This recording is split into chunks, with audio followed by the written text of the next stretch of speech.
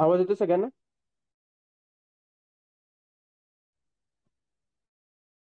आवाज येतोय का सगळ्यांना? एकदा सांगा.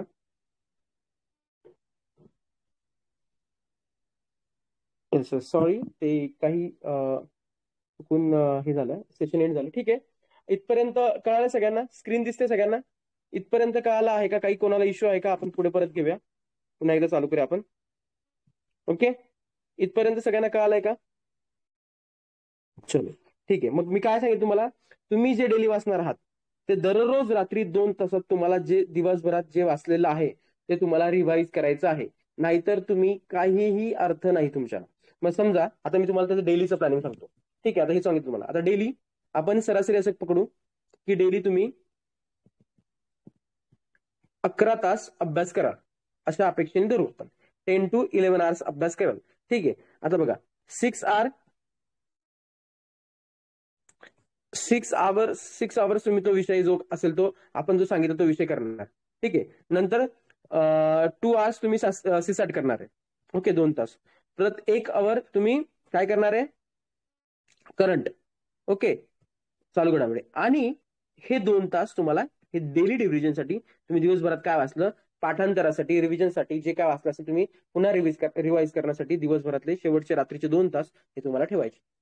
बाय हुक और बाय क्रुक. ठीक आहे, म्हणजे 6 hours तुम्ही जो एक सब्जेक्ट घेतला आपला वरच्यापैकी तो एक ठेवणार. ओके, आणि 2 hours आवाज येतो सगळ्यांना? 2 hours सीसॅट, 1 hour करंट, 1 तास करंट आणि 2 hour रिव्हिजन्स. ओके, असं तुमचं डेलीचं शेड्यूल असावं. ठीक आहे, तुम्ही त्यात तुमच्या सोयीनुसार ऍडजस्टमेंट करावी. ओके, आता मी तुम्हाला शेड्यूल बद्दल सांगितलं, तुम्हाला 115 दिवसातल्या नियोजनाबद्दल सांगितलं. ओके, आता आपण सिलेबस बद्दल बोलूया. ठीक आहे, आता सिलेबस बद्दल आयोगाने सिलेबस तुम्हाला माहिती आहे काय दिलाय? फक्त एका ओळीत सिलेबस दिलेला आहे. म्हणजे प्रत्येक नियोजन, दारिद्र्य, बेरोजगारी, बाकी काहीच नाही. ओके, सांगतो, सगळं सांगतो.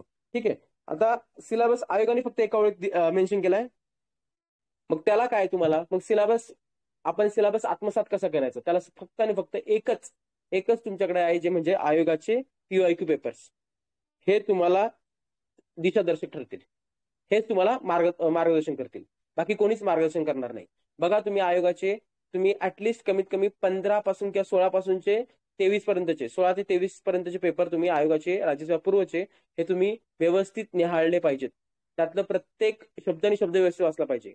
ठीक आहे, कुठला टॉपिक त्यांनी कव्हर केलाय, काय केलाय, हे तुम्ही बघितलं पाहिजे. ओके, आता बघा, मग फक्त एवढंच की तुम्हाला सिलेबसमध्ये, आता मी सिलेबस तुम्हाला वाचून दाखवणार नाही कारण की खूपच एकदमच लेम सिलेबस दिला त्यांनी एक ओळीचा. ठीक आहे, तो तुम्ही बघितलाही असेल. त्याच्यावर काही जाण्याचा अर्थ नाही. फक्त आपला पीवायक्यू आपला सिलेबस ठरेल. ओके, आता बघा, दुसरा मुद्दा झाला, आपण सोर्सेस बद्दल नंतर बोलूया. सोर्सेस मी इन डिटेल सांगतो. एक पीवायक्यू इम्पॉर्टंट काय? आता एक जनरल तुम्हाला सांगतो, 23चा क्वेश्चन पेपर तुम्ही बघितलाच असेल. आता तुम्ही सगळे अभ्यास करताय, मी असा गृहीत धरून चालतो की सगळ्यांनी ऍड आल्यापासून अभ्यासाला सुरुवात केली. ठीक आहे, मग आता पीवायक्यू काय इम्पॉर्टंट आहे? पीवायक्यू इतके इम्पॉर्टंट काय याचं असण्याचं कारण बघा, मागचा 23चा पेपर जर तुम्ही काढला, 50 to 60%, 60 मी म्हणतो, म्हणजे रिपीट सेन्समध्ये आहेत. रिपीट सेन्समध्ये, बरं का? सेन्स म्हणजे काय? रिपीट सेन्समध्ये म्हणजे काय? त्याचा आधी जे प्रश्न आले आहेत त्याच्या अनुषंगाने ते प्रश्न आहेत. ओके, 60% म्हणजे 100 पैकी 60 प्रश्न हे रिपीट सेन्समध्ये आहेत. आणि 20 ते 25% प्रश्न हे ऍज इट इज त्या धाटणीतले रिपीट आहेत. ओके, रिपीट आहेत. म्हणजे तुम्हाला उदाहरण देतो बघा, कीस्टोन प्रेसिसचा प्रश्न आलता. कीस्टोन तुम्हाला माहिती असेल. ओझोन लेअरचा प्रश्न आलता, 85 कधी ओझोनचा थर छिद्र कधी सापडलं वगैरे ते. मान्सूनची माघार त्यांनी तर आहे असा प्रश्न फॉरेस्टच्या मेन्सला आला होता, मागच्या 21च्या फॉरेस्टच्या मेन्सला. तो प्रश्न आहे असा उचलून टाकला होता. ठीक आहे, नंतर अॅनी बेझन यांच्यावर प्रश्न वृत्तपत्र आली होती. परत जांभेकरांवर प्रश्न आला होता शिंदलब्धीचा. परत पिरॅमिड, संख्येचे पिरॅमिड आले होते, ते पिरॅमिड कुठलं नाहीये म्हणून विचारलं होतं. कुठली मृदा लोहयुक्त आहे विचारलं होतं. उन्हाळ्यातील अयन दिन, हा तर किती वेळा प्रश्न रिपीट झालेला आहे. ठीक आहे, परत सुपर कंडक्टर प्रश्न आलाय. परत आरशे, प्लेन मिररच्या म्हणजे आरशा किती प्रतिमा तयार होतात, जो आपण बघितलं 360/θ -1. ठीक आहे, मग ते ऑलरेडी प्रश्न येऊन गेला त्या गणितावरचा. ठीक आहे, परत अल्फा कण एखाद्या याच्यातून पार्टिकल मधून अल्फा कण पास झाल्यावर किती अणुअंक आणि वस्तुमानांक कमी होतो. परत विटामिन आणि विटामिनच्या कमतरतेमुळे होणारे रोग याच्या जोड्या आल्या आता. ओके, परत MPI multi dimensional poverty index, त्याचा प्रश्न आलेला ऑलरेडी 17-18 प्रश्न येऊन गेले सेम प्रश्न. ठीक आहे, अमृत योजना, दारिद्र्यावर प्रश्न आला होता, दारिद्र्याच्या आकड्यावर, रंगराजनच्या आकड्यावर आला होता. जनधन योजना, कोणती योजना सुरू केली, जनधन योजना. जेंडर बजेट आणि पॉलिटीचे तर मी घेतलेच नाही, पॉलिटीचे रिलेव्हन्स तेवढाच आहे, सेमच रिलेव्हन्स असतो पॉलिटीचा. ठीक आहे, म्हणजे बघा हे जवळपास 20 ते 25 प्रश्न तुम्हाला 25 प्रश्न कमीत कमी ऍज इट इज रिपीट दिसतील. म्हणजे तुम्हाला काय आहे, मी तुम्हाला मुद्दाम हे प्रश्न दाखले का दिले, हे प्रश्न दाखले देण्याचं कारण असं की तुम्हाला पीवायक्यूची इम्पॉर्टन्स समजावे. तुमचं सगळे पीवायक्यू वाचून झाले पाहिजेत. आणि जे पीवायक्यू आता एकदा तुम्ही सगळे पीवायक्यू प्रत्येक टॉपिकनुसार वाचून घेतल्यानंतर तुम्हाला जे पीवायक्यू अवघड वाटतं त्याला गोल करून ठेवायचे. ठीक आहे, ते गोल केले पीवायक्यू पुन्हा एकदा तुम्ही वाचायचे, एकदा दोनदा वाचायचे, म्हणजे तुम्हाला ते लक्षात राहतील. ठीक आहे, आता बघा ह्या झाला पीवायक्यूचा इम्पॉर्टन्स. आता दुसरी गोष्ट, एक सर्वात महत्वाचा, पेपर कसा सोडवावा. ओके, हा महत्वाचा मुद्दा. पोरांना खूप याच्यात कन्फ्युजन होतं की पेपर कसं सोडवायचा. ओके, आता बघा क्वेश्चन पेपर कसा सोडवावा. ठीक आहे, याच्याबद्दल मी बोलतो. तुमचे काय डाऊट असतील ते तुम्ही ठेवा, आपण नंतर पुन्हा घेऊ. ठीक आहे, आता बघा 100 क्वेश्चन साठी आपल्याकडे 2 तास आहेत. कंबाईन सारखं इथं घाई होत नाही, इथे खूप चांगला वेळ मिळतो, प्रश्न विचार करायला वेळ मिळतो, त्यामुळे कुठलीही घाई इथं करायची नाही. ठीक आहे, 100 प्रश्नांना 2 तास मिळतात, म्हणजे जवळपास एका क्वेश्चनला तुम्हाला 72 सेकंद मिळतात. 72 सेकंद. ठीक आहे, म्हणजेच 72 सेकंदात तुम्हाला एक प्रश्न अटेम्प्ट करायला वेळ आहे. त्यात 44 ते 45 प्रश्न, ऑलमोस्ट 44 ते 45 प्रश्न, याच्यापेक्षा जास्त पण हे वन लाईनर असतात. ठीक आहे, म्हणजे याच्यात तुमचा वाचण्याचा वेळ जात नाही. वन लाईनर असतात. तुम्हाला काही गोष्टी फॅक्ट्सवर असतात, करंटच्या काही गोष्टी नावं विचारली असतात, ज्याला तुम्हाला विचार करायला वेळ लागत नाही, किंवा तुम्हाला जास्त तुमच्या सनावळ्यांवर, आकडेवारीवर, फॅक्ट्सवर असतात, ते तुम्ही ते जनरली मारू शकता, तुम्हाला माहिती असतं ते. ओके, म्हणजे तुम्हाला फक्त 50 ते ऑलमोस्ट 50च्या आसपास प्रश्न हे तुम्हाला मोठे मल्टी लाईनर असतात, जे तुम्हाला वाचायला वेळ लागू शकतो. ठीक आहे, मग आता पोरं याच्यात पण काय करतात, याच्यात सुद्धा गोळे करताना चुकवतात. गोळे करताना म्हणजे आपलं राऊंड करताना विद्यार्थी चुका करतात. ठीक आहे, मग याच्याकडे मी एक आयडिया सांगतो. आता प्रत्येकाला ही आयडिया जमेल असं नाही बरं का. तुम्हाला वाटलं तर तुम्ही म्हणजे हा प्रयोगाचा वापर करावा. ठीक आहे, आता मी काय करतो, समजा जर मी पेपर सोडत असेल तर माझ्या हातात पेन नसतो, माझ्या हातात पेन्सिल असते. ठीक आहे, मग आता मला वेळ आहे, तर कंबाईनला हा फॉर्म्युला वापरून चालणार नाही, राज्यसेवेच्या प्रीला तुम्ही हा फॉर्म्युला वापरू शकता, कारण की तुम्हाला वेळ आहे. ठीक आहे, मग मी काय करतो, पेन्सिल हातात ठेवतो आणि काय करतो, समजा 1चं उत्तर मला कळालं 2 मारायचं, तर मी 2ला पेन्सिलने गोल करतो, 2च्या इथे पेन्सिलने, असे 100 गोळे पेन्सिलनेच करून घेतो. आणि मग काय करतं, मग आपला टाइम उरतोच, कारण की राज्यसेवेला वेळ असतो आपला. मग मी काय करतो, मला वाटलं समजा एखादं चुकलं तरी मला खोडता पण येतं त्यावेळी. ठीक आहे, खोडून मी दुसरीकडे गोल करू शकतो पेन्सिलचा, रबरने. ठीक आहे, पण मग जर तुम्ही एकदा पेनाने गोल केला तर तुम्हाला तो खोडता येत नाही. त्यामुळे मी काय करतो, 100 गोळे पेन्सिलने करून घेतो, आणि 100 गोळे पेन्सिलने असे केले, मग मी काय करतो, त्याच्यावर पुन्हा पेनाने, ते खोडत बसायचे नाही, त्याच्यावर पुन्हा पेनाने गोल करायचं, आपल्या ब्लॅक पेनाने त्याच्यावरच गोल करायचं, काही प्रॉब्लेम येत नाही. ठीक आहे, मी आतापर्यंत मेन्सचे प्रीचे सगळे पेपर दिले, कारण की मला हे 2020ला याचा खूप फटका बसला होता मेन्सला, त्याच्यामुळे माझे 15 मार्क गेले होते, गोळे वर खाली गेले होते. मेन्सला खूप होतं ते 5 पेपर असल्यामुळे गोळे वर खाली होतात. मेन्सला पण टाइम पुरतोच. ठीक आहे, तसंच राज्यसेवा पूर्वला तुमचा एक जरी गोळा चुकला तरी तुम्हाला किती लॉस होऊ शकतो विचार करा, 2.5 मार्काचा लॉस होऊ शकतो. आणि 2.5 मार्क म्हणजे तुम्ही कुठे आउट ऑफ द रेस 1.25 ने तुम्ही बाहेर जाऊ शकता. त्यामुळे जर तुम्हाला वाटलं तर तुम्ही हा प्रयोग वापरा. आणि यासाठी डायरेक्ट पेपरात जाऊन वापरू नका. यासाठी तुम्ही आता टेस्ट सिरीज देणार आहात किंवा काही देणार आहात, त्यासाठी तुम्ही आधी हा फॉर्म्युला इथे वापरून बघा, आणि मग तुम्ही तो तिकडे इम्प्लिमेंट करा. डायरेक्ट करू नका कोणी. ठीक आहे, मी तिकडेच करेल, सरांनी सांगितलं तर तिकडेच करतो मी, तसं करायचं नाही. ओके, तुम्ही काय करायचं, आता तुम्ही जे टेस्ट सिरीज देणार आहे किंवा आयोगाचे पेपर सोडवताना तुम्ही काय करायचं, गोळे सोडवायचे, पेन्सिलने गोळे करायचे, नंतर पुन्हा पेनाने त्याच्यावर गोल करायचा, काहीही प्रॉब्लेम येत नाही. त्याच्यामुळे तुमच्या चुका पूर्णपणे टाळल्या जातील. ठीक आहे, आणि दुसरी एक गोष्ट, पोरं काय करतात, म्हणजे उत्तरपत्रिका पूर्ण मोकळी सोडतात आणि शेवटी काय करतात, क्वेश्चन पेपर टिक केलं असतं आणि एकाच वेळी गोळी करतात, एकाच वेळी गोळी करतात, जे सगळ्यात चुकीचं आहे. ऍट अ टाइम तुम्ही जर 100 गोळी करत असाल, जर तुमच्या उत्तरपत्रिकेवर कुठलंच निशाण नसेल आणि ऍट अ टाइम तुम्ही 100 गोळी करायला गेलात, तर तुम्हाला ते फार रिस्क आहे, तिथे वर खाली होण्याचे चान्सेस भरपूर आहे. कारण की आपलं माइंड 100 क्वेश्चनला गोळी करताना अलर्ट राहणं फार अवघड आहे, हे लक्षात ठेवा. ह्या ज्या चुका आम्ही केल्यात त्या तुम्हाला आम्ही त्यासाठी सांगतो की तुमच्या चुका होऊ नये. आणि एक गोळा वर खाली होणं म्हणजे 2 प्रश्न किंवा एक प्रश्न जरी चुकला तरी तुमचे 2.5 मार्क, 2 प्रश्न चुकले तर 5 मार्क जाऊ शकतात. हे याचं तुम्हाला गांभीर्य असू द्या. त्यामुळे गोळे मी येऊन सुद्धा म्हणजे तुम्हाला येऊन सुद्धा तुम्ही परीक्षेत नापास व्हाल. ठीक आहे.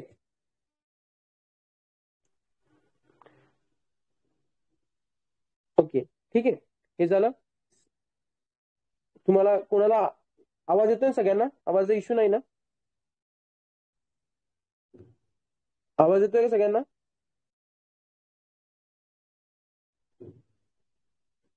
आवाज सरळ येत नाहीये. एक मिनिट. आवाज येतोय सगळ्यांना? Just weight.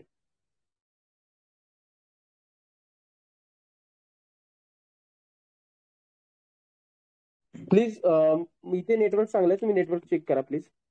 ओके आहे सर्व, ओके, नो इश्यूज, चालेल. ठीक आहे, इथपर्यंत तुम्हाला कळालेलं आहे. आता पुढे आपण जाऊया.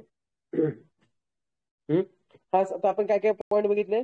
आपण बघितलं की परीक्षेचे दिवस, ठीक आहे, त्यात दिवस 115 दिवसांचं नियोजन, ठीक आहे. नंतर सिलेबस, सिलेबस कसा आहे, काय सिलेबससाठी दिशा काय आहे आपल्याला. नंतर क्वेश्चन पेपर कसा सोडवावा हे पण बघितलं आपण, ठीक आहे. नंतर पीआयक्यू किती इम्पॉर्टंट आहेत, पीआयक्यूचं काय इम्पॉर्टन्स हे पण बघितलं आपण. आता शेवटचा आपला पॉईंट एक सोर्सेस बघूया आणि नंतर तुमचे डाऊट घेऊया, जे डाऊट्स असतील ते. ओके, आता बघा.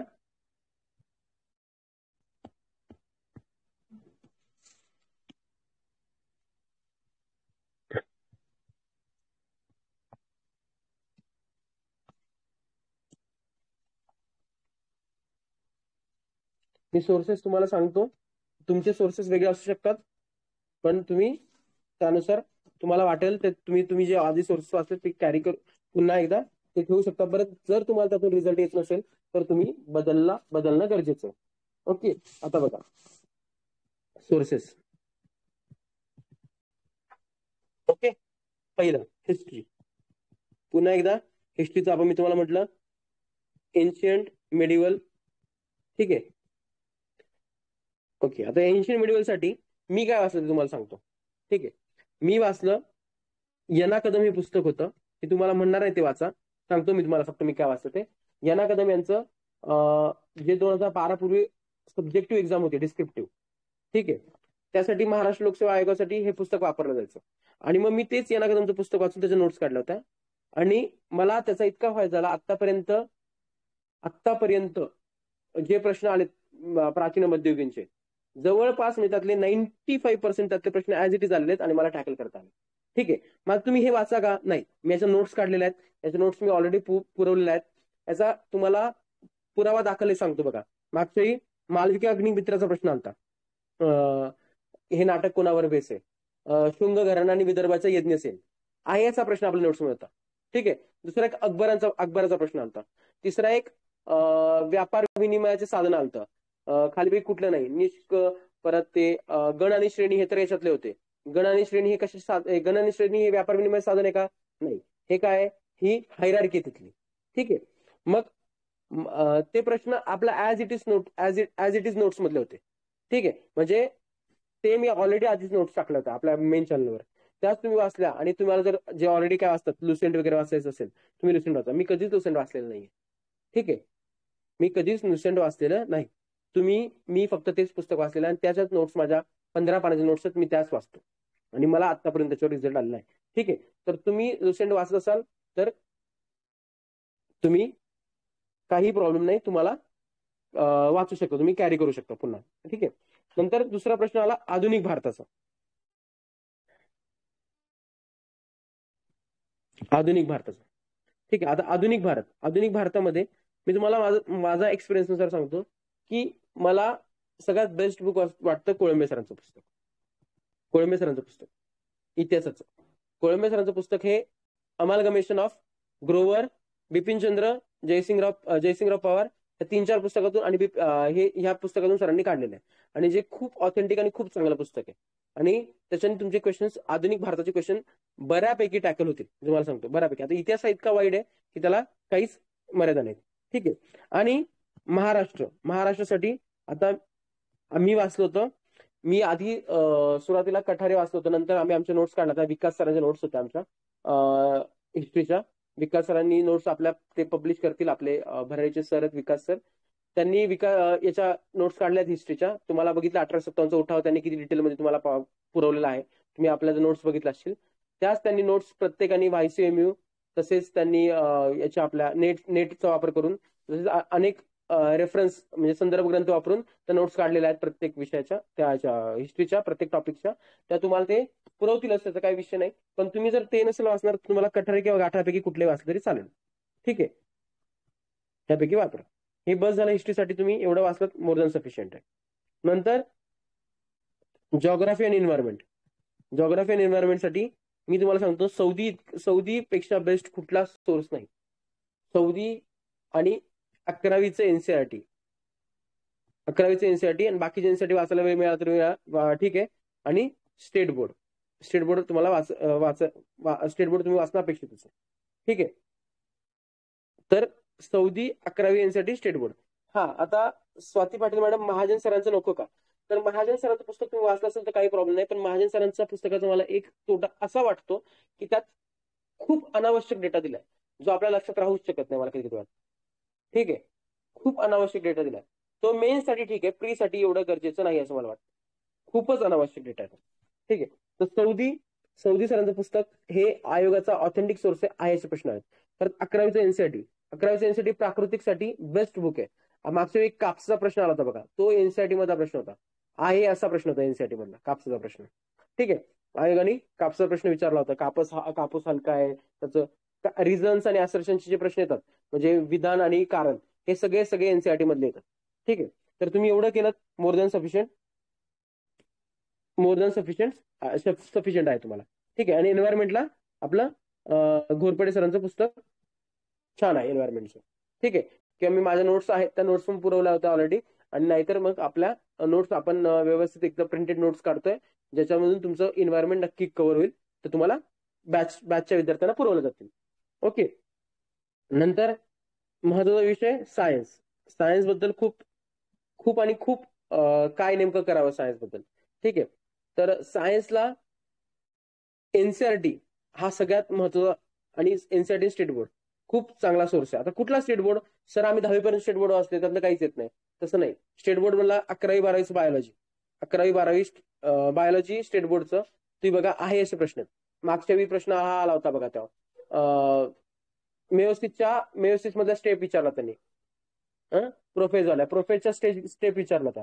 प्रोफेसचा स्टेप ऍज इट इज त्या पुस्तकात होता, त्यांनी फक्त विचारला होता. म्हणजे तुम्हाला एकही प्रश्न बायोलॉजीचा त्याच्या बाहेर येणार नाही. ठीक आहे. ओके. तुम्ही त्याला ज्यांना मला इंग्लिश मध्ये वाचायला जड जातं ते भस्के सरांचं पुस्तक वाचू शकता. ठीक आहे. भस्के सरांनी आता NCERT स्टेट बोर्ड बऱ्यापैकी कव्हर केलेला आहे. ठीक आहे. पण तरी मी असं म्हणेल, ज्याला वेळ आहे त्यांनी NCERT स्टेट बोर्ड वाचा, कारण की प्रत्येक शिक्षकाचा हा व्ह्यू त्याला वाटेल त्या प्रश्नानुसार असतो. आयोगाला वाटेल की हा प्रश्न काढावा, पण त्या शिक्षकाला वाटेल की हा टॉपिक काढावा की नाही. ठीक आहे. कारण की सरांनी प्रत्येक प्रश्न आल्यानंतर ते टॉपिक ऍड करत केले. तुम्ही असं करा, म्हणजे असं नका करू की ह्या परीक्षेला आला किंवा सरांच्या पुस्तकात जेवढे टॉपिक आहे तेवढेच करा. तर जर तुम्हाला वेळ मिळत असेल तर तो तुम्ही नक्कीच NCERT मधून वाचा. कारण की बघा मागच्या पॅरालॅक्स मेथडचा प्रश्न आला होता, जो होता तो फिजिक्सच्या NCERT मध्ये होता 11वीच्या. ठीक आहे. नंतर बायोचे प्रश्न जे आले होते ते याच्यातले होते. ठीक आहे. परत आपला अजून जे तुम्हाला जे प्रश्न असतील बघा, ते बऱ्यापैकी सगळे ऍज इट इज कॉपी केलेले आहेत त्यांनी. ऑक्सिडेशन रिॲक्शन, ठीक आहे, लोन पेअर वगैरे, लोन पेअरचे जे प्रश्न आहेत ते सगळे आहे असे केमिस्ट्रीच्या 11वी-12वीच्या पुस्तकातून आणले होते. मग मी तुम्हाला हे सांगण्याचं कारण का सर एवढा अवघड वाचायची गरज आहे का? ज्याला शक्य आहे त्यांनी वाचा. नाहीतर सौरभ सर सायन्सच्या याच्यात त्यांनी सौरभ सरांनी आपल्या नोट्समध्ये कव्हर केलेलंच आहे सगळं, ते तुम्हाला सगळं व्यवस्थित समजून सांगतील. ओके. हा, महाराष्ट्र जिओग्राफीला सुद्धा सौदीचंच महाराष्ट्र पुस्तक वाचावं, बेस्ट बुक आहे. ओके. नंतर हे झालं सायन्सचं. आता राहिला इश्यू इकॉनॉमिक्स. इकॉनॉमिक्सला देसाई सरांचं पुस्तक किंवा कोळंबे सरांचं पुस्तक, पण मी प्रेफर करेन देसाई सरांचं पुस्तक वाचा. बेस्ट बुक आहे देसाई सरांचं पुस्तक. ऑथेंटिक डेटा आहे आणि परत डेटा अपडेशन पण चांगलं असतं. आणि देसाई सरांचं पुस्तक हे खरंच खूप चांगलं आहे आणि तुम्हाला सिलेक्टेड टॉपिकच वाचायचे त्यातले. देसाई सरांचे इकॉनॉमिक्स हा राज्यसेवेसाठी खूपच कमी टॉपिक आहेत. काही फालतू वाचायची बसायची गरज नाही. तुम्ही फक्त बघायचं पेपर कशा कशावर येतात ते टॉपिक बघायचे आणि ते टॉपिक मी तुम्हाला सांगतो, पण ते टॉपिक तुम्हाला तेच टॉपिक करायचे, बाकीच्या टॉपिकला वेळ वाया घालवायचा नाही तुम्हाला. ठीक आहे. तर देसले सरांचं पुस्तक तुम्ही वाचा आणि देसले पार्ट 2 मधलं तुम्हाला काय करायचंय, लोकसंख्या, पॉप्युलेशन, लोकसंख्या करायचे. परत ज्या थोड्याशा ज्या योजना आहेत त्या योजनांवर फिक्स प्रश्न येतात. म्हणजे समजा जनधन योजना, त्यात त्याने आर्थिक समावेशन म्हणून एक चॅप्टर दिलाय, त्याच्यावर प्रश्न येतात. ठीक आहे. परत सामाजिक समावेशन मधले प्रश्न येतात जे आपण HRD साठी वापरतो. ते चिल्ड्रन, महिला यांच्यावरचे प्रश्न येतात. ते थोडे तुम्हाला वाचून घ्यायचे, ते योजना तुम्हाला माहिती पाहिजे. ठीक आहे. जल जीवन मिशन, परत हर घर जल जे आता आलेलं आहे, म्हणजे अशा प्रत्येकातलं तुम्हाला ज्या मेन मेन योजना आहेत ज्या आपल्या करंटमध्ये कव्हर होतातच, पण तुम्हाला त्या वाचायच्या आहेत. ओके. त्यातल्या देसले पार्ट 2 मधल्या, देसले पार्ट 1 पार्ट 2 मधल्या. ठीक आहे. नंतर आला विषय आपला पॉलिटीचा.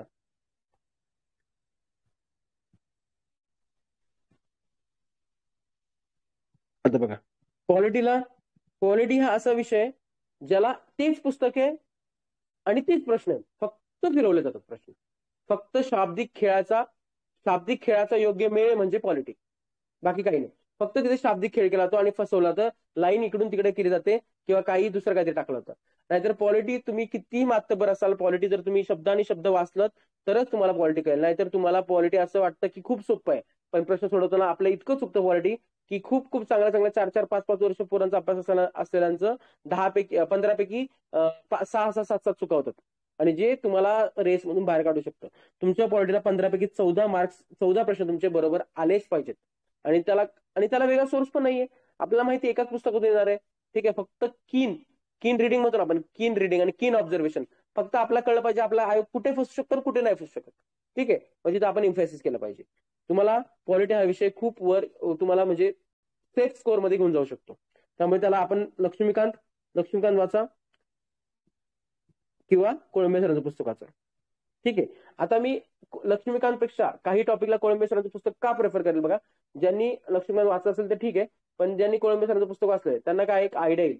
कोळंबे सरांचं पुस्तक हे कलमानुसार आहे. एक कलमापासून सुरू होत आहे ते शेवटच्या कलमापर्यंत 395 कलमापर्यंत ते आहे म्हणजे लाईनशीर जात आहे. फक्त कोळंबे सरांच्या पुस्तकात काही टॉपिक कव्हर केले नाहीत, जे नवीन पुस्तकात त्यांनी कव्हर केलेले आहेत मला वाटतं. तर त्यामुळे तुम्ही ते वाचलं ना तर तुम्हाला ऍटलिस्ट काय होईल, एक कॉन्स्टिट्यूशनची एक पूर्णपणे एक व्यवस्थित घडी कळेल.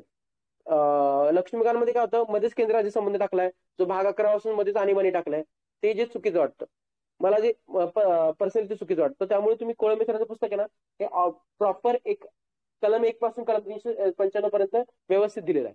पण ज्यांनी लक्ष्मीकांत वाचलंय नो इश्यू, कारण की प्रश्न दोन्ही पुस्तकं सारखेच आहे, काही विषय नाही. फक्त एवढंच की तुम्हाला एक लिंक लागण्यासाठी कोळंबे सरांचं पुस्तक बेस्ट आहे. ठीक आहे.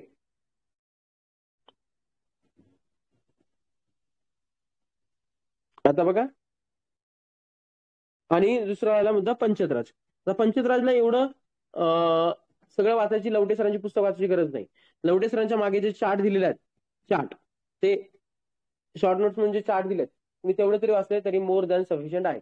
ठीक आहे. मी आता आपल्या बॅचला पॉलिटी मी स्वतः घेणार आहे आणि बाकीच्या विद्यार्थ्यांना विचारा की पॉलिटी मी खूप म्हणजे कशी विथ पॉलिटी मी व्यवस्थित एकदम तुम्हाला कुठल्या टॉपिकला एम्फॅसिस करायचं, कुठला टॉपिक घ्यायचा, म्हणजे कुठल्या टॉपिकला कुठे फसवलं जाऊ शकतं हे सुद्धा मी तुम्हाला व्यवस्थित सांगतो. ठीक आहे. नंतर आता करंटला बघा, करंटला मोस्ट ऑफ दी स्टुडंट्स परिक्रमा किंवा सिम्प्लिफाईड वाचतात, काही इश्यू नाही. तुम्ही वाचा, तुम्ही जे सुरुवातीपासून वाचत आलात ते वाचा. परिक्रमा किंवा सिम्प्लिफाईड इयरबुक तुम्ही जे वाचत असाल ते वाचू शकता. आपण ते वाचलं तर काही प्रॉब्लेम नाही. याच्यानंतर आपण भरारी वार्षिकी आपली 15 तारखेच्या आसपास भरारीची वार्षिकी येते, इयरली बुक 15 जानेवारीपर्यंत आपण काढतो ते. आणि ते 1,400 पानात आपण जो युजफुल आणि इम्पॉर्टंट जो डेटा आहे तो आपण मार्केटमध्ये अवेलेबल करणार आहोत. तुम्हाला 1,400 पानात तुमचं पूर्ण वर्षाचं करंट आपण तुम्हाला अवेलेबल करून देणार आहोत. ठीक आहे, जानेवारी टू डिसेंबर, हे लक्षात ठेवा. त्यामुळे तुम्ही जे वाचत असाल ते वाचू शकता. तुम्ही नंतर मग भरायची वार्षिकी आली जी तुम्हाला मिळून जाईल, तर तुम्ही 1,200 पानात तुमचं सगळं पूर्णपणे कव्हर होईल, याची आम्ही तुम्हाला खातरजमा किंवा खात्री देतो. ठीक आहे. आणि पूर्णपणे याच्यासाठी आता या वार्षिकमध्ये जीके टुडेचे जो सोर्स आहे आयोगाचा, जीके टुडेचे बऱ्यापैकी प्रश्न, सगळे प्रश्न कव्हर करण्याचा. ठीक आहे. तसेच बाकी सगळे जे मार्केटमध्ये अवेलेबल सोर्सेस आहेत, तसेच महाराष्ट्र शासनाचे जे बुक्स आहेत शास्त्राच्या, त्याच्यातून ते नोट्स काढलेल्या आहेत. ठीक आहे. ओके. तर हे झालं आपला प्रत्येक विषयाचा सोर्सनुसार. ओके. तर अजून आणि मला हे सांगायला तुम्हाला आवडेल की आपण आपल्या बॅचमध्ये आपला एक दुसरा एक महत्वाचा मुद्दा असा असेल की प्रत्येक टॉपिक झाल्यानंतर त्या टॉपिकवरचे आपण 15 ते 20 PYQ आपण ते घेणार आहोत, जेणेकरून तुम्हाला कसे PYQ सोडवावे याचा अप्रोच कळेल. ठीक आहे. असं प्रत्येक टॉपिकचं आपण करणार आहोत. आणि आपण परत 18 ते 20 प्रश्न सोडून घेणारच आहोत, नो डाऊट. आयोगाचे पेपर PYQ ते एक्सप्लेन करून घेणारच आहोत. ठीक आहे. ही आपल्या बॅचची USP एक असणार आहे. तर मला असं वाटतं की मी बऱ्यापैकी पूर्णपणे तुम्हाला सांगण्याचा प्रयत्न केला आहे. तर तुम्हाला अजून काय वाटतं की मला याच्यात तुम्हाला सांगावं, तर तुम्ही मला नक्की विचारू शकता. आपण तुमचे काही डाऊट्स असतील तर तुम्ही मला सांगा. यानंतर बॅच बद्दल सौरभ पिसाळ सर सांगतील, त्यानंतर आपण तुमचं डाऊट सेशन घेऊया. सौरभ पिसाळ सरांकडे मी ते बॅच बद्दल आपला पूर्णपणे इन डिटेल एक्सप्लेन करतील. बॅच कशी आहे आपली कंबाईन आणि त्यात काय काय असणार आहे, कसं असणार आहे, तुम्हाला सगळं सांगतील. त्यानंतर आपण डाऊट क्लिअर सेशन घेऊ आणि मग तुम्हाला काय काय असतील डाऊट तुम्ही विचारा. Okay. Saurabh sir, over to you.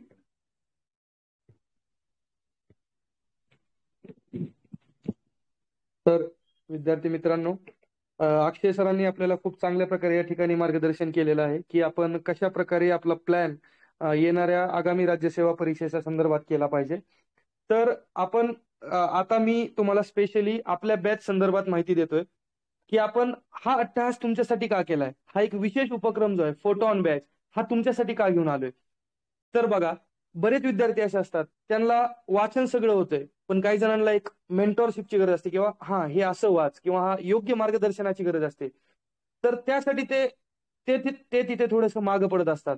पुन्हा बरेच विद्यार्थी असं असतात की त्यांना सोर्सेस काय व्हावे, काय वाचलं पाहिजे, आपण कशा प्रकारे अप्रोच घेऊन गेलं पाहिजे, त्या संदर्भात आपल्याला प्रत्येक सब्जेक्ट किती डीप मध्ये वाचला पाहिजे किंवा किती डीप मध्ये वाचण्याची गरज नाहीये कोणता सब्जेक्ट, अशा प्रकारचे बरेच प्रश्न प्रत्येकाच्या मनात येतात. त्यामुळे आपण हा उपक्रम घेऊन आलेलो आहोत, लक्षात घ्या. आणि या ठिकाणी आपण खूप चांगल्या पद्धतीने नियोजन तुम्हाला करून दिलेलं आहे. या ठिकाणी आपण तुमच्यासाठी सर्वांसाठी इथं लिहिलेलं पण आहे. बघा काय करतंय, नियोजनासंदर्भात एक महत्वाचा कोट जो आपण नेहमी वाचतो, तर तो असा आहे की भान ठेवून नियोजन केलं पाहिजे आणि बेभान होऊन अभ्यास केला पाहिजे आपल्या लक्ष्यपूर्तीसाठी. तर बघा, आपण राज्यसेवा पूर्व परीक्षा म्हणजेच काय महाराष्ट्र राजपत्रित नागरी सेवा या संदर्भात आपण हे बॅच मध्ये आपण काय घेत आहोत. तर बघा, आता राज्यसेवामध्ये आपल्याला माहिती आहे सर्वांना की सगळे विषय म्हणजे सगळेच ऍड केलेले आहेत. मग त्याच्यामध्ये वनसेवा येते, अभियांत्रिकी, कृषी सेवा, ह्या सगळ्या गोष्टी आहेत. तर बघा, आपली बॅच 5 तारखेला चालू होते. 5 जानेवारीला आपली बॅच चालू होते.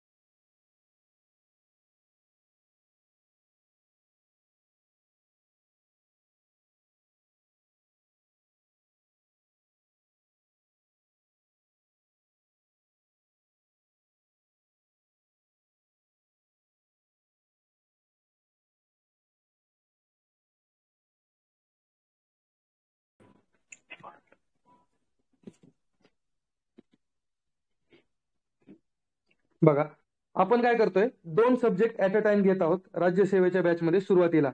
आता बघा, 5 ते 24 जानेवारी पर्यंत स्क्रीन दिसते का सर्वांना?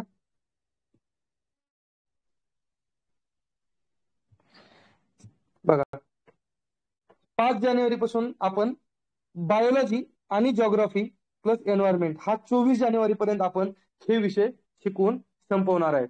ठीक आहे. आणि या विषयाचे दररोज आपल्याला किती 2 लेक्चर्स आपण आपल्या ऍपवरती बॅचच्या विद्यार्थ्यांसाठी अवेलेबल करून देणार आहोत. ठीक आहे. आणि रोज मॅक्सिमम 2च लेक्चर बघायचे, जेणेकरून आपल्याला माहिती आहे आपण अध्ययनाचं काम 2-4 तास मॅक्झिमम करू शकतो. 2 तासाचं एक लेक्चर असतं. 4 तास आपण गोष्टी केल्यानंतर पुन्हा आपल्याला कंटाळा येतो, कारण की ते ऐकावंसं वाटत नाही, ते आपल्याला रिकॉल पण बऱ्याच गोष्टी आपल्याला कंप्रेंड होत नाहीत. त्याच्यामुळं 2च लेक्चर रोज बघणं गरजेचं आहे. 24 जानेवारीला आपलं बायोलॉजी संपेल, जॉग्राफी आणि एन्व्हायरमेंट हे 2 जे खूप महत्वाचे विषय आहेत, यावर जवळपास 27 प्रश्न तुम्हाला पेपरमध्ये पाहायला मिळतात, बायोलॉजी, जॉग्राफी आणि एन्व्हायरमेंट. तर त्या 27 प्रश्नाची तयारी तुमची 24 तारखेपर्यंत होत आहे. त्यानंतर जे बायोलॉजी शिकवलं त्यासाठी रिव्हिजन करण्यासाठी तुम्हाला थोडासा सायन्सच्या लेक्चर्स मधून वेळ दिलेला आहे. आणि त्यानंतर आपण पॉलिटी आणि हिस्ट्रीचे आपल्याला लेक्चर्स घ्यायचे आहेत. आणि पॉलिटी आणि हिस्ट्री झाल्यानंतर 25 जानेवारी ते 15 फेब्रुवारी पर्यंत हा प्रोग्राम पॉलिटी आणि हिस्ट्रीचा संपल्यानंतर आपण 16 फेब्रुवारी ते 5 मार्च या काळामध्ये इकॉनॉमिक्स, फिजिक्स आणि केमिस्ट्री या सब्जेक्टचे लेक्चर्स संपवणार आहेत. आणि दररोज अक्षय सरांनी सांगितल्याप्रमाणे ऍप्टी आणि करंट तुम्हाला रोज वाचायचे. त्याप्रमाणे हा लक्षात ठेवून आपण काय केलेलं आहे, 15 जानेवारी नंतर भरारीची जी वार्षिकी आहे त्या वार्षिकीमधून आपण काय करणार आहे, दररोज चालू घडामोडीचं लेक्चर या ठिकाणी घेणार आहात. मग सर मला सांगा, हे फक्त शिकवायचंच का, मग आमचं रिव्हिजन कधी होणार? टेन्शन घेऊ नका, लक्षात घ्या. बघा, रिव्हिजन आपण रिव्हिजन कशी घेणार आहोत, आपला प्लॅन काय आहे.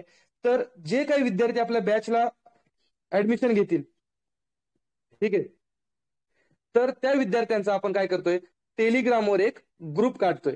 ठीक आहे, आणि टेलिग्रामवर ग्रुप काढतोय आणि त्या टेलिग्रामच्या ग्रुपवर आठवड्यामध्ये 10 जानेवारी नंतर प्रत्येक आठवड्याला, समजा आता बायोलॉजीचे एका आठवड्यामध्ये आपण काय शिकलोय, सर वनस्पतीच्या संदर्भातल्या गोष्टी आपण शिकल्यात. मग त्यात कुठले चॅप्टर शिकले, सर आपण मग सुरुवातीला वनस्पतीचं वर्गीकरण बघितलं, सजीवांचं वर्गीकरण बघितलं, मग शरीरशास्त्र बघितलं, वनस्पतीचं मॉर्फॉलॉजी ऑफ फ्लॉवरिंग प्लांट्स बघितलं. मग हे 3 टॉपिक आपण एका आठवड्याभरामध्ये आपण कव्हर केले. तर त्या 3 टॉपिकचं रिव्हिजन आपण एका लेक्चरमध्ये दर आठवड्याला घेणार आहोत.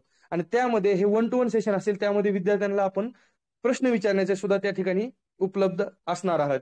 तर ठीक आहे, तर हे रिव्हिजन तुमची अशी प्रत्येक आठवड्याला होईल. आणि याला आपण काय नाव दिले, डीएसपी, डाऊट सॉल्व्हिंग पिरियड.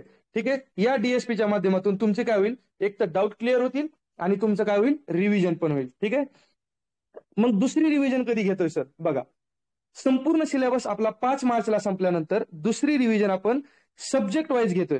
ठीक आहे, आता इथं सब्जेक्ट आपण टाकलेले आहेत, फॅकल्टीच्या अवेलेबिलिटीनुसार सब्जेक्ट मागं पुढे होईल, त्यात टेन्शन घेऊ नका. पण बघा, 7 ते 9 मार्च आपण इकॉनॉमिक्स घेण्याचं योजलेलं आहे. तसंच 10 ते 14 मार्च विज्ञान पूर्ण होईल या ठिकाणी रिव्हिजन. आणि तसेच पुन्हा बाकीचे सब्जेक्ट 15 ते 18 मार्च पर्यंत जॉग्राफी एन्व्हायरमेंट, 19 ते 22 मार्च हिस्ट्री, 23 ते 26 पॉलिटी आणि 27 ते 31 पुन्हा एकदा चालू घडामोडीची एकदम सुपरफास्ट रिव्हिजन आपली त्या ठिकाणी होईल. आणि ही रिव्हिजन झाल्यानंतर 1 ते 5 एप्रिल आपले मागचे आयोगाचे PYQचे जे क्वेश्चन पेपर आहेत टोटल राज्यसेवा पूर्व परीक्षेचे, त्या पेपरचं अनालिसिस तुम्हाला आपले अधिकारी वर्गांकडून किंवा फॅकल्टीकडून तुमच्याकडे येईल. ठीक आहे, बघा, आपण सांगितलं टेस्ट सिरीज आपण अवेलेबल करून देणार आहोत. आणि एवढं सगळं पूर्णपणे सिस्टमॅटिकली आपण ह्या सगळ्या गोष्टी पार पाडल्यानंतर आपल्यासाठी आपल्या समोर येते ती टेस्ट 1, जी की 7 एप्रिलला असणार आहे. पहिली, दुसरी 14 एप्रिलला अवेलेबल होईल, तिसरी 21 एप्रिलला आणि चौथी 28 एप्रिल, जी की आयोगाचा तुमचा D-Day आहे, लक्षात घ्या. तर अशा प्रकारे ह्या गायडन्स तुम्हाला राज्यसेवा पूर्व परीक्षेमधून मिळणार आहे. ठीक आहे, आणि ही झाली राज्यसेवा पूर्व परीक्षेची बॅच. तसेच आपण गट ब आणि गट क संयुक्त पूर्व परीक्षा जी जून मध्ये होणार आहे त्या संदर्भात पण आपण सेम नियोजन केलेलं तुम्हाला पाहायला मिळेल. ही बॅच बघा, 15 मार्चला ही बॅच शेवटचा टॉपिक तुम्हाला इकॉनॉमिक्स, फिजिक्स, केमिस्ट्री या ठिकाणी पाहायला मिळेल, जो शेवटचा असेल. कंबाईनच्या बॅचला आपण हिस्ट्री आणि बायोलॉजी चालू करतोय. ठीक आहे, नंतर पॉलिटी, जॉग्राफी आणि एन्व्हायरमेंट होईल. नंतर 16 फेब्रुवारी पासून पुढे इकॉनॉमिक्स होईल आणि करंट आपल्याला 15 जानेवारी पासून रोज पाहायला मिळेल. आणि सेम रिव्हिजन कशी असेल, टेलिग्रामचा ग्रुप बनवला जाईल, त्यावर लाईव्ह सेशन आपण घेणार आहोत. ठीक आहे, आणि PYQ अनालिसिस 16 ते 22 मार्च मध्ये होईल. बघा, या ठिकाणी हा विचार का केला, परीक्षा तर जून मध्ये, मग आज 16 ते 22 मध्ये का केला, तर 28 एप्रिलला जी राज्यसेवेची परीक्षा आहे त्याला पण याचा फायदा व्हावा. जे काही विद्यार्थी कंबाईनच्या बॅचला आहेत, जे राज्यसेवेची परीक्षा देणार आहेत, त्या विद्यार्थ्यांसाठी याचा फायदा व्हावा, म्हणून हा 16 ते 22 मार्च या ठिकाणी आपण रिव्हिजनचा प्लॅन ठेवलेला आहे. आणि याची रिव्हिजन, जी दुसरी रिव्हिजन प्रत्येक सब्जेक्ट वाईज असेल, ती आपण मे मध्ये कंप्लीट करतोय. आणि याच्या पण 3 टेस्ट तुम्हाला पाहायला मिळतात, 26 मे, 2 जून, 9 जून आणि 16 जूनला तुमचा कंबाईनचा राज्यसेवेचा पेपर एमपीएससीचा. अशा प्रकारे मित्रांनो हा प्लॅन तुमच्यासाठी आम्ही घेऊन आलेलो आहोत. बघा, तर भरारी अकॅडमीमध्ये बघा फॅकल्टी तुम्हाला प्रत्येक सब्जेक्ट आहे. बरेच विद्यार्थी म्हणले की सर फॅकल्टी कोण आहेत, तर बघा तुम्हाला सांगितलं अक्षय सरांनी की आपल्याकडे गेस्ट फॅकल्टी म्हणून अक्षय सर आहेत. पॉलिटीला अक्षय जाधव सर घेतील, पूर्ण पॉलिटी अक्षय जाधव सर घेत आहेत. बघा हिस्ट्रीमध्ये बघा हिस्ट्री अक्षय येवले सर, जे ARTO आहेत. अक्षय जाधव सरांची विशेष ओळख सांगायची आता काही गरज नाहीये मला वाटते, कारण की सगळ्यांना त्यांचा अनुभव तुम्हाला आलेलाच आहे. या ठिकाणी आपण हिस्ट्रीमध्ये अक्षय येवले सर जे ARTO आहेत 2021 ला आणि 2020 ला ते सेक्शन ऑफिसर झालेले आहेत. आणि विकास महारनवर सर, आपण आता अक्षय सरांनी मेन्शन केलं की त्यांनी हिस्ट्रीच्या महाराष्ट्राच्या नोट्स कोणाच्या वाचल्या, तर हे विकास महारनवर सरांच्या वाचल्या. पुन्हा इकॉनॉमिक्स घेत आहेत आपले निलेश सर, निलेश चव्हाण सर, जे RFO आहेत. ठीक आहे. पुन्हा घेतो आपण सायन्स हा टॉपिक मी स्वतः शिकवतोय, सौरभ पिसाळ. ठीक आहे. खूप चांगल्या प्रकारे आपण या ठिकाणी घेऊयात. सायन्सची भीती वाटते बऱ्याच जणांना. तुम्हाला सब्जेक्ट एक लेक्चर टाकलेलंच आहे आपलं ओरिएंटेशन, बघून घ्या, तुम्हाला भीती अजिबात वाटणार नाही. मी स्वतः BE केमिकल इंजिनियर आहे आणि MA अँथ्रोपॉलॉजी VIT कॉलेजमधून मी कंप्लीट केले. बघा पुन्हा त्यानंतर राहिला विषय कुठला, तर जॉग्राफी तुम्हाला नितीन सर शिकवतील, नितीन हिरवकर सर शिकवतील. सरांनी MPSCच्या 4 मेन्स दिलेल्या आहेत नितीन हिरवकर सरांनी. कंबाईनचे पण मेन्स, आता ती PSI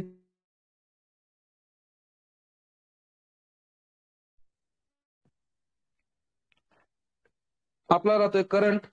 current Vaijnath Patil sir घेत आहेत. वैजनाथ पाटील सर आता PSIच्या इंटरव्ह्यूला आहेत. ठीक आहे. तर ही पूर्ण फॅकल्टी तुम्हाला या ठिकाणी पाहायला मिळते. बघा, तर अशा प्रकारे हे सर्व फॅकल्टी तुम्हाला शिकवत आहेत आणि तुम्हाला केव्हाही कोणत्याही फॅकल्टीला तुम्हाला संपर्क साधता येईल. आपण ऍज अ मेंटर्स प्रत्येक विद्यार्थ्याला मेंटर्स देतोय. हे मेंटर्स तुम्हाला अवेलेबल असतील. ठीक आहे. प्रत्येक विद्यार्थ्याला हे मेंटर्स अवेलेबल असतील. तुम्हाला कोणत्याही टीचरला कधीही मेसेज करता येऊ शकतो. तुम्ही त्यांना विचारा आणि ते तुमचे डाऊट्स कधीही केव्हाही सांगतील. आपले मेंटरशिप, आता हे मेंटर्स जे आहेत ते मेंटर्स काय करतील, तुम्हाला मेंटरशिप जे स्टुडंट्सला आपण दिलेलं आहे तर त्याच्यानुसार मेंटरशिपचे सेपरेट ग्रुप्स असतील. तो मेंटर तुम्हाला अवेलेबल असेल. तुम्ही त्यांना मेसेज करू शकता. त्यांनी ठराविक वेळेत सांगितलेल्या वेळेत तुम्ही त्यांना कॉल करून विचारू शकता किंवा तुम्ही कोणत्याही फॅकल्टीला मेसेज करू शकतात. त्याच्याबद्दल काही दुमत नाही, कारण की इथं सर्व एक जे फॅकल्टी आहे ते तुमचे मित्र आहेत असंच वातावरण तुम्हाला या ठिकाणी पाहायला मिळतं. प्रत्येक प्रश्नाचं तुम्हाला डाऊट या फॅकल्टीद्वारे सॉल्व्ह केला जाईल. लक्षात घ्या, ऍज अ फ्रेंड तुम्ही या ठिकाणी सर्व फॅकल्टी सोबत कधीही केव्हाही डाऊट विचारू शकतात. तर असा हा फक्त असा आहे. आणि बरेच बाकीच्या क्लासमध्ये तुम्हाला असं पाहायला मिळतं की फॅकल्टीज, असं नाही की आपल्याकडे फॅकल्टी एकाच फॅकल्टीवर बराच लोड असतो. आपल्या इकडे प्रत्येक विषय आपण ज्यावेळेस अभ्यास करतो, तुम्हाला माहिती आहे एखादा विषय आपल्याला जास्त आवडतो, तसाच जी फॅकल्टी ज्याच्यामध्ये पारंगत, ज्या विषयात पारंगत आहे तोच विषय आपण त्या फॅकल्टीला दिलेला आहे. आणि म्हणजे विषय तज्ञ आपण त्या ठिकाणी म्हणजे पर्टिक्युलर तिथं आपण अलॉट केलेला आहे. त्यामुळं लोड कुणावर येणार नाहीये. मॅनेजमेंट पूर्ण वेगळं आहे. तुम्हाला कधीही फॅकल्टी अवेलेबल असणार आहे. तुमचा डाऊट जेव्हा येईल तेव्हा तुम्हाला त्या ठिकाणी सोडवण्याचा प्रयत्न प्रत्येक फॅकल्टीकडून होणार आहे. आणि आपल्या नोट्सच्या तुम्ही आपल्या नोट्स टाकल्यात आहेत. आता आपण जॉग्राफीच्या नोट्स टाकत आहोत, उत्तम दर्जाच्या नोट्स. कंप्लीट 2 महिने झालं प्रत्येक फॅकल्टी कष्ट घेते आणि त्यांचा पण अभ्यास होतो याच्यातून तुम्हाला शिकवण्याचा. हा पण एक उद्देश आहे, लक्षात घ्या. खूप चांगल्या प्रकारे या तुम्हाला हे केलेलं आहे. शेवट मी तुम्हाला सांगितलं की भरारी अकॅडमीचे सर्व फॅकल्टी ऍज अ फ्रेंड तुम्ही जर इंटरॅक्शन वाढलं तर तुम्हाला खूप चांगल्या प्रकारे त्याचा फायदा होऊ शकतो. कारण की तुम्हालाही माहित आहे संस्कृत मधलं सुभाषित, जर 16 वर्ष प्राप्त झाले तर आई वडिलांनी मुलांना मित्रासारखं वागवलं पाहिजे, असं एक सुभाषित आहे. 16 वर्षम प्राप्तम पुत्रम मित्रवदाचेरेत. तर आपण तर सगळे मित्रच आहोत. आणि मग कसं आहे, त्या मराठीतल्या कवितेनुसार आपल्याला थोडंसं बदलता येईल. इंद्रजित भालेरावांची कविता नाही का, काट्या कुट्यांचा तुडवीत रस्ता, माझ्या गावाकडे चल माझ्या दोस्ता. तसं भरारी अकॅडमी तुम्हाला इथं खूप चांगला प्लॅटफॉर्म उभा करून देते. मग तुम्हाला म्हणता येईल काट्या कुट्यांचा तुडवीत रस्ता, यशाकडे चल माझ्या दोस्ता. लक्षात घ्या. तर आपण या ठिकाणी हा पूर्ण फोटॉन बॅचचा उपक्रम मी तुम्हाला या ठिकाणी एक्सप्लेन केलेला आहे. ठीक आहे. तर आता बघा, यानंतर प्रत्येक व्यक्ती झगडतो कशासाठी? अस्तित्वासाठी. आता आपल्या बॅचमध्ये जे विद्यार्थी आहेत त्यांचं एक स्टेटस मला खूप आवडलं, की आभाळभर तरी नाही पण ओंजळभर तरी आपलं अस्तित्व असलं पाहिजे, आणि त्या अस्तित्वासाठी प्रत्येक माणूस झगडतोय. आणि तुमचं ते अस्तित्व निर्माण करण्यामध्ये आम्ही नक्कीच तुमच्या यशाचे भागीदार होण्याचा प्रयत्न करू. तर या ठिकाणी ही पूर्ण प्लॅन मी तुम्हाला सांगितलंय. यानंतर अक्षय जाधव सर तुमचा डाऊट क्लिअरिंग सेशन या ठिकाणी घेतील. तरी तुमचे काही डाऊट्स आहेत प्रत्येकाचे, त्यांनी कृपया मेसेज करावे किंवा काहींना बोलायची संधी पण दिली जाईल. तर ज्यांना बोलायचं त्यांनी हँड रेज करावे, म्हणजे त्यांना आपण अलाउड टू स्पीक करू.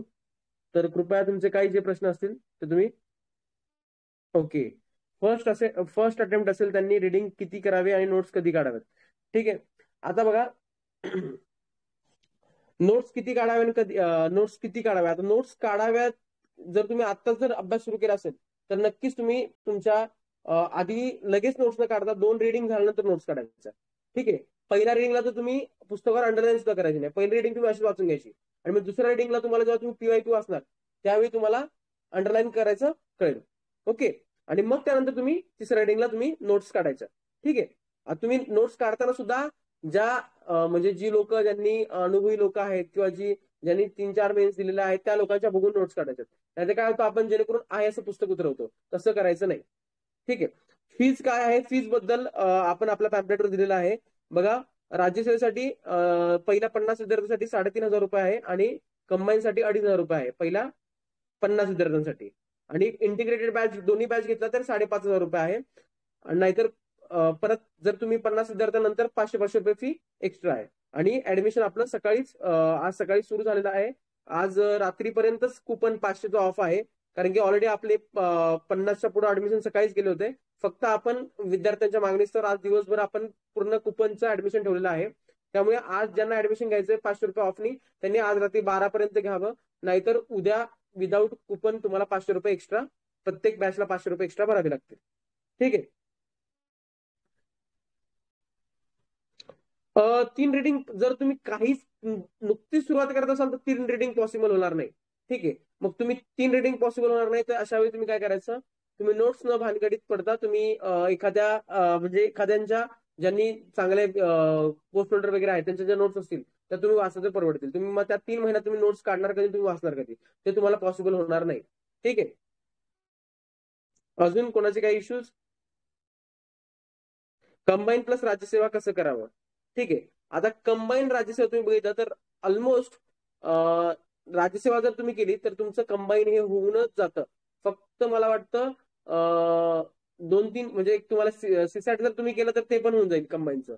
त्यामुळे तुम्हाला असा वेगळा काय अभ्यास करायचा नाही. फक्त महाराष्ट्राचं भारांश जास्त यायचं तुम्हाला इथे. महाराष्ट्राला फक्त फोकस जास्त करायचं आहे, बाकी काही नाही. आणि मुळात फोकस करायचं ते राज्यसेवेला सुद्धा महाराष्ट्र आहे, त्यामुळे तुम्हाला तेही करावं लागतंच ते. त्यामुळे तुम्ही असं विचार करू नका की कंबाईन राज्यसेवा वेगळं कसं करायचं. राज्यसेवेचा अभ्यास केलात की तुमचा कंबाईनचा अभ्यास ऑटोमॅटिकली होतोच. ओके. दाखवते सर कंबाईनची बॅच, तुम्ही नीट बघा. कंबाईनची बॅच एमपीएससी सिलेक्ट करा आणि कंबाईनची बॅच दाखवते. तिन्ही बॅच आपल्या आहेत. कंबाईनची बॅच आहे, राज्यसेवेची बॅच आणि इंटिग्रेटेड बॅच आहे. तिन्ही बॅच अवेलेबल आहेत आपल्या ऍपवर. ठीक आहे. तुम्ही नक्की तुम्हाला काही प्रॉब्लेम असेल तर तुम्ही कॉल करा, तुम्हाला सांगितलं जाईल, काही विषय नाही. ठीक आहे. अजून कोणाला काही प्रॉब्लेम असेल हँड रेज करू शकता, बोलायला सुद्धा चान्स दिला जाईल. ज्यांना प्रॉब्लेम त्यांनी हँड रेज करू शकता. ठीक आहे. आणि तुमचे काही प्रॉब्लेम असतील बॅच बद्दल वगैरे तर तुम्ही इथं ऍप याच्यावर पॅम्पलेटवर नंबर दिलाय, किंवा कोणालाही तुम्ही फॅकल्टीमध्ये कोणालाही कॉल करू शकता. भरारी अकॅडमीमध्ये तुम्हाला ते व्यवस्थित सांगतील कशी बॅच घ्यायची वगैरे. तरी माझी तुम्हाला विनंती असेल, कृपया सगळ्यांनी येस नोट्स अवेलेबल करून देणार आहे आम्ही. बॅच मध्ये सगळ्यांना नोट्स अवेलेबल, त्यासाठी तर ह्यावेळी प्रिंटेड नोट्स अवेलेबल तुम्हाला PDF स्वरूपात नोट्स दिल्या जातील, सगळ्या एकदम व्यवस्थित. आणि त्या नोट्स फक्त तुम्ही झेरॉक्स काढायचे ते तुम्हाला करायचं आहे. बाकी तुम्हाला एक्स्ट्रा कुठले एफर्ट घ्यायचे नाही. जेवढा नोट्स आहेत तेवढाच तुम्हाला अभ्यास करायचा आहे, कारण की ह्या नोट्स काढण्यामध्ये आमचे जवळपास 2 ते 2.5 महिने गेलेले आहेत आणि एकदम आम्ही मायक्रो लेवलला अनालिसिस करून ह्या नोट्स काढलेल्या आहेत. त्यामुळे तुम्हाला त्याचा नक्की 100% फायदा होणार, याची मी तुम्हाला गॅरंटी देतो, गॅरंटी. ठीक आहे. पीवायक्यूचं अनालिसिस कसं करायचं? ठीक आहे.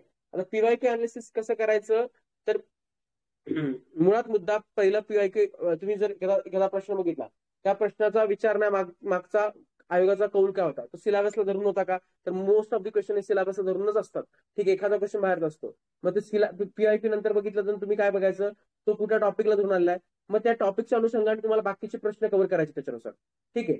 समजा जर तुम्हाला प्रश्न विचारला असेल पॉलिटीचा, राज्यपालांबद्दल प्रश्न, राज्यपालांच्या स्वच्छतेधिकारावर प्रश्न विचारला असेल, तर तुम्हाला राष्ट्रपतीच्या स्वच्छतेधिकारांवर बद्दल सुद्धा माहिती पाहिजे. ठीक आहे. त्यांच्या घटनेत उल्लेख आहे की नाही याबद्दल माहिती पाहिजे. म्हणजे जेव्हा राज्यपालाचा प्रश्न विचारतात तर राष्ट्रपतीच्या स्वच्छतेधिकाराबद्दल सुद्धा तुम्ही माहिती घेतली पाहिजे.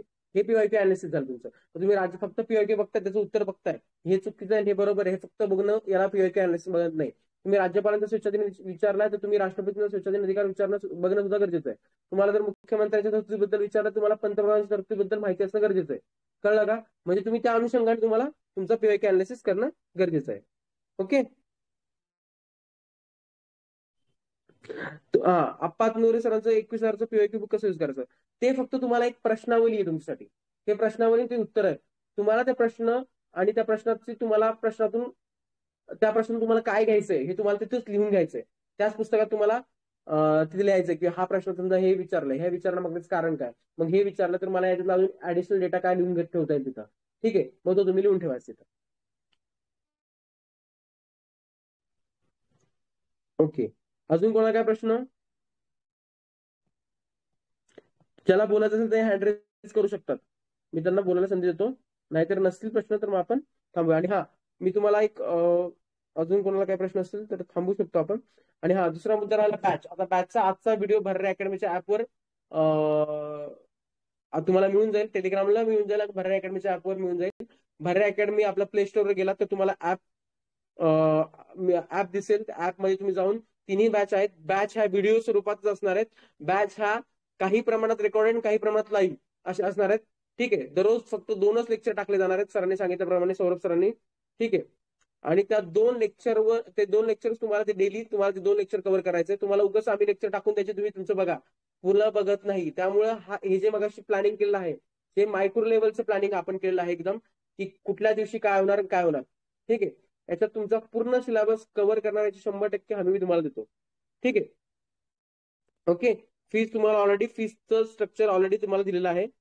पूर्ण सिलेबस कव्हर होईल, त्याचं काहीही काळजी करू नका तुम्ही. ओके. आणि तुम्हाला जर याच्यावर डाऊट असेल, तुम्ही आमचे मागचे जे विद्यार्थी ज्यांनी ऑलरेडी जे बॅचेस घेतलेले आहेत त्यांचे रिव्ह्यू बघा. त्यांचे ऍडमिशन इतके आले आम्हाला की ऑलरेडी सकाळीच पूर्णपणे ती कुपन संपलेले आहेत, पण तरी आम्ही आज दिवसभर कुपन ठेवलेलं आहे. तरी प्रत्येकाने याचा आज लाभ घ्यावा. ज्याला काही डाऊट असतील प्रत्येकाचे डाऊट क्लिअर केले जातील. आणि तुम्हाला अजून काही डाऊट असेल तर विचारा, नाहीतर आपण मग थांबूया. पूर्ण सिलेबस कव्हर होईल. Yes ma'am, yes sir, sorry GP कोण आहेत तुम्ही, पूर्ण सिलेबस कव्हर होईल. येस. आणि प्रत्येक संडेला तुमचं मेगा रिव्हिजन सेशन होणार. म्हणजे काय, 3 तास 9 ते 12 एक सेशन आणि 6 ते 9 एक सेशन. हे 6 तास तुमचं संडेला तुम्ही आमच्यावर असणार पूर्णपणे. म्हणजे संडेला जो टाइमपास करता त्यावेळी तुम्हाला काय करणार आहे, आपण पूर्णपणे बाइंड करून ठेवणार आहे. आणि तुम्हाला काय करणार आहे, तुमचं रिव्हिजन घेणार आहे. तुम्ही जे 6 दिवसात वाचलं त्याचं रिव्हिजन आपण लाईव्ह सेशनद्वारे, मग इंटरॅक्टिव्ह सेशन द्वारे तिथं आपण तुम्हाला क्वेश्चन वगैरे विचारणार आहोत.